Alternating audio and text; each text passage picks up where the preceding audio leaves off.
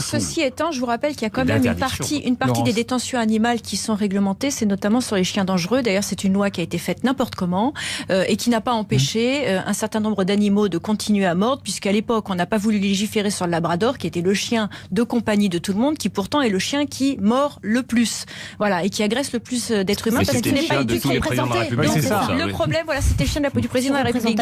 Donc, parmi les problèmes qu'il faudrait envisager, c'est la façon dont les gens éduquent leurs animaux. Donc, plutôt que de leur donner un permis de détenir un animal, il faut envisager l'obligation, comme en Allemagne, quand on détient un chien de plus de 10 kilos, par exemple, envisager qu'il y ait quelques séances de pédagogie, d'éducation à la sensibilité animale, mais aussi à la pédagogie canine, parce que détenir un chien, c'est pas rien, ça peut devenir dangereux. Ça, c'est la première chose. La deuxième chose, c'est que je suis parfaitement d'accord sur le fait qu'on a un problème avec la façon dont on traite nos animaux ici dans notre pays.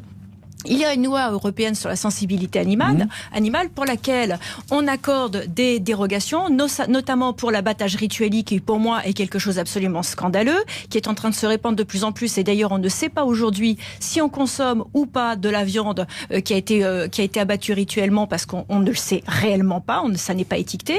Et puis, il y a aussi le problème, effectivement, de la corrida, qui est quelque chose de totalement inhumain, qui est une dérogation qu'on accorde à quelques départements dans notre pays, mais qui est condamnable dans les autres. Donc effectivement, il va falloir se poser ces questions-là en profondeur.